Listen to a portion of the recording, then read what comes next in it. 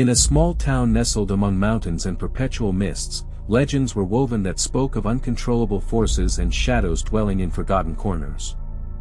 In that place, Veronica, a young woman with a profoundly deep gaze and an inexplicable melancholy, became the epicenter of a mystery that would challenge the sanity of her neighbors and time itself. Since childhood, Veronica had exhibited an extraordinary sensitivity, perceiving presences that others overlooked. Her youth was marked by episodes in which she felt that someone, or something, was silently watching her from the dim recesses of her room. Whispers around town spoke of a wandering spirit that, in times long past, had inhabited the old mansion at the edge of the forest, a place that now seemed determined to claim her. The atmosphere grew even gloomier as the nights became endless. The flickering glow of the streetlights could barely penetrate the darkness that enveloped the cobbled streets. It was on one such night that Veronica disappeared for hours, immersed in an inexplicable trance. Those who knew her recalled her almost ethereal gait, as if her steps were guiding her toward unknown destinies. The young woman would later emerge with an aura of disquiet, uttering broken words and displaying a gaze that hinted at secrets too dark to be told. With its superstitious nature, the town began to whisper about a possession. The stories intertwined with accounts of ancient curses, forgotten rituals, and dark pacts with entities from beyond.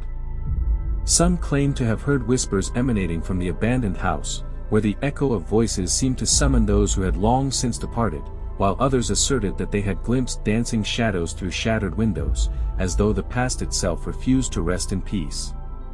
Veronica, engulfed in an inner conflict, waged a battle against a presence that seemed intent on seizing control of her will. For days, her countenance transformed, displaying expressions of terror and bewilderment. Amid the gloom, her voice took on a strange timbre, as if it originated from another dimension. Those who approached reported feeling a shiver run down their spines, as though an unnatural chill pervaded the air. The young woman wandered the streets in a trance-like state, repeating unintelligible phrases that alluded to a bottomless abyss and an inescapable destiny.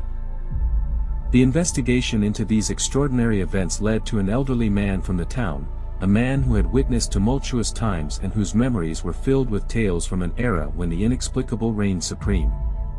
In a measured tone and with eyes lost in the passage of time, he recounted that the abandoned mansion had been the scene of a tragic event, an entire family had vanished without a trace, and ever since, it was murmured that an ancient evil had been imprisoned within its walls.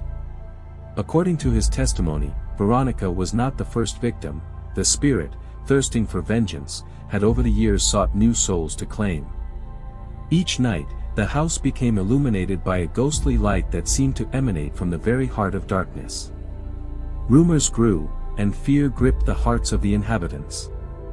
Some would secretly gather to pray before the ancient edifice, hoping to appease the fury of those invisible forces. Meanwhile, Veronica's life plunged into a whirlwind of contradictory emotions. On one hand, the despair of losing her own identity, and on the other, an irresistible pull toward that abyss of darkness which was slowly consuming her. Her destiny became inextricably intertwined with that of the cursed house. One night, in a surge of courage or perhaps in despair, Veronica ventured into the mansion. The walls seemed to whisper ancient curses, and every step she took echoed in a void filled with relics of the past. In the grand hall, amid dust-covered furniture and portraits worn by time, she sensed that she was not alone. An ancient presence manifested in the reflection of a cracked mirror, revealing a hooded figure whose eyes burned with a spectral fire. This figure, both ethereal and terrifying, extended its hand in a silent beckoning, and Veronica, absorbed in an ineffable abyss, seemed to accept her fate irrevocably.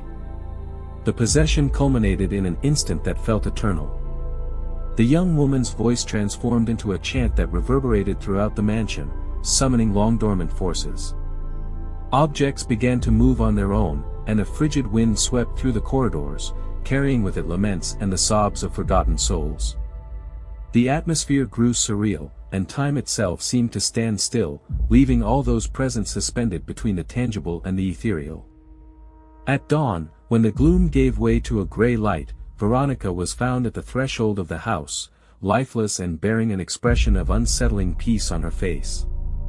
The inhabitants, caught between astonishment and fear, wondered whether the possession was a divine punishment or the manifestation of a curse inherited from time immemorial. Veronica's story transformed into legend, a perpetual reminder that in every corner of the world lie mysteries that defy logic, and that the veil between the real and the supernatural is far thinner than we might imagine.